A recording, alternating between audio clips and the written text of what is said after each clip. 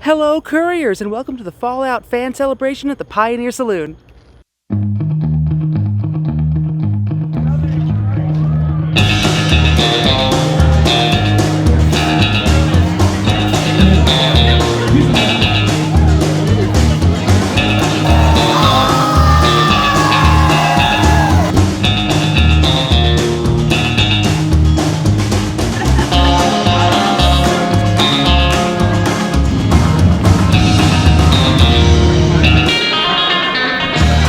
This year marked the second year for the Pioneer Saloon hosting a Fallout community event, and the first year for it to be across an entire weekend. And let me say, it was a packed weekend. With last year seeing between 500 and 1,000 attendees, this year saw over triple those numbers, far surpassing the Saloon's initial expectations. Though the event did not officially begin until Saturday, early arrivals took advantage of the calm before the storm to enjoy some pre-celebration drinking, singing, and a few hands of caravan. Saturday kicked off with a line wrapping around to the parking lot as people queued up to be the first to purchase souvenirs in Sasparilla. Inside, Fallout for Hope commenced with the opening activities, but I'll let one of their representatives do the talking on that. Personally, we're here to promote Fallout for Hope, which is a charity for St. Jude's Children's Hospital. It runs every year at 10 a.m. yesterday, and we'll do it every year. Stephen will come out, make an announcement. We're going to do the walk. It's a really cool thing to do because we start at the infamous Good Spring sign, which is right out of the game, and then all these people in costume just parade through Good Springs and see all the historical sites. Obviously, we see the Pioneer Saloon, but what was really cool yesterday was we went to the school, which is normally closed to the public. The lady that runs the school opened it up, and everyone was able to go in and see the interior of the actual in-game school. So that was pretty amazing. For entertainment, the day was filled with live bands whose members came from the Fallout community, to include High Blue Cactus and the Coffee Moonshiners. Interestingly enough, among my random encounters during my Mojave travels this summer, I actually met Chris from High Blue Cactus out in Boulder City and Jorge from the Coffee Moonshiners at the Saloon. While Chris can be a bit of a regular encounter, as High Blue Cactus does have a lot of gigs in the area, Jorge was truly a rare case as these Fallout fans came all the way from Spain to entertain you. Give it up for the Coffee Moonshiners!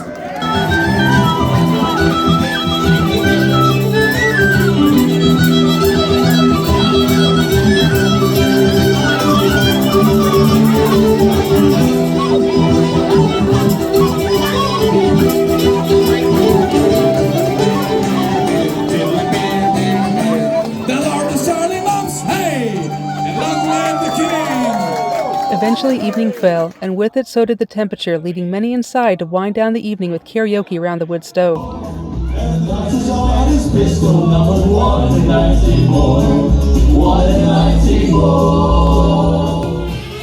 Once the last song was sung, the bar remained open for the remainder of the night. The only night of the year the saloon would be open for a full 24 hours. As the night grew later, a few fans remained to socialize, load a new game, and even sit in for a Fallout-themed tarot reading. By dawn, a few familiar faces made their way out of the bar, as others came in to start day 2 of the celebration. Though the crowd was far smaller than the previous day, it was still sizable enough to see the pre-mixed drinks run dry by evening's end.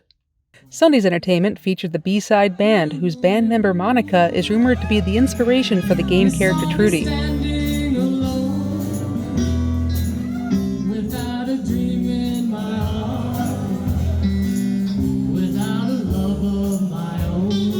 This was followed by an impromptu opera performance by local Good Springs resident and friend of the saloon, Claudia.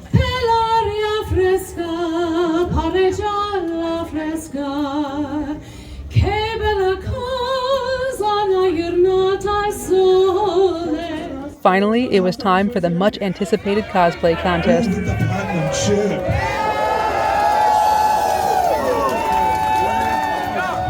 Let's hear it for the NCR Rangers. Even with the reduced attendance and contest elimination process, the stage was packed with finalists. And of course, Rex.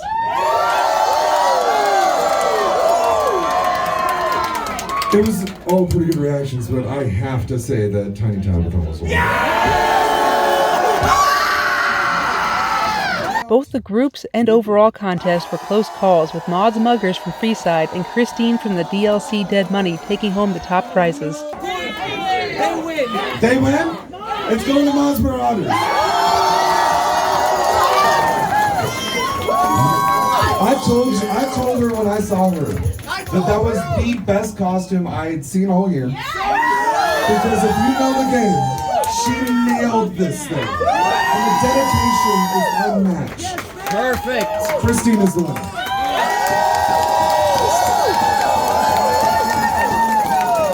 A full cosplay contest can be found in our event playlist. A marriage proposal followed the cosplay contest, and while many stuck around for the trivia contest, the temperatures dipped for a second night, sending others, including myself, inside. Where's the platinum chip at? Oh, the platinum chip, it's coming from Sunnyvale, and you know, it would be great if it just didn't come a day late. The Steel has appropriated the platinum chip for the Codex. Thank you. Oh, it's in Lost Hills! Though the event was winding down, fans were growing closer together and showing their appreciation for the weekend. I got this at Goodwill, and I decided to bring it because of bidding, and yeah, I'm pretty excited. In the true spirit of the event, Merchant Alamo Vault 36 presented saloon owner Old Man Liver with one of their Fallout New Vegas signs to be displayed in the saloon for future visiting fans to enjoy. Outside, a second performance of the Fire Knife Show wrapped up the list of scheduled events, but an unattended live mic prompted some truly impressive performances by fans singing from the heart. There was never a man like my Johnny, like the one they call Johnny Guitar. You ain't sitting down wondering it's all about. You ain't got no money, they will put you out. So what you do right, like some other men do. All together now, country roads, take me home to the place I belong, West Virginia.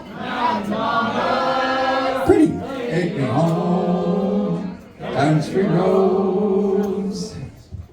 Overall, the event was a success. Though lines remained long throughout the day on Saturday, it was worth it to grab a souvenir and themed food or beverage item. Sasparilla was so popular, it sold out by 4 p.m. on Saturday. I just sold the last one. Yeah, they're dipped in wax and stuff, so they're a total pain in the butt to open. I've had to use this handy dandy knife all day to get through the wax so I can actually pop a top. And I have not cut myself once. I have a Band-Aid, but it's because I had a blister from playing tambourine. Of all things. And with the new to this year Merchants Row featuring Wasteland-themed goods, there was an ample selection of places to pick up something as well.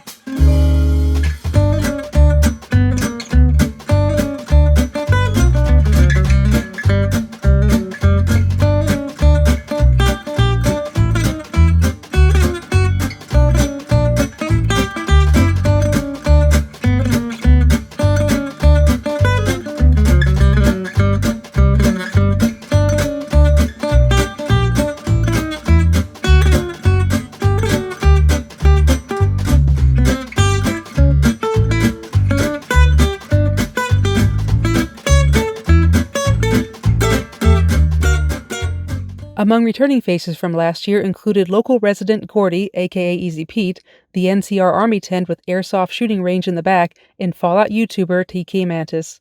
So tell me who you are. You're apparently popular amongst a lot of Fallout people Yes, here. I've been pretty popular here. I'm a TKS Mantis. I run a YouTube channel that mainly focuses on Fallout, a lot of New Vegas content. And I like to promote the Fallout New Vegas Day celebration that Old Man Liver has put on here in Good Springs.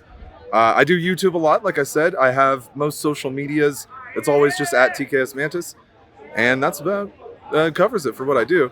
I think my most popular video is 3 hours of New Vegas fun facts. It has like 5 million views, which I was blown away by.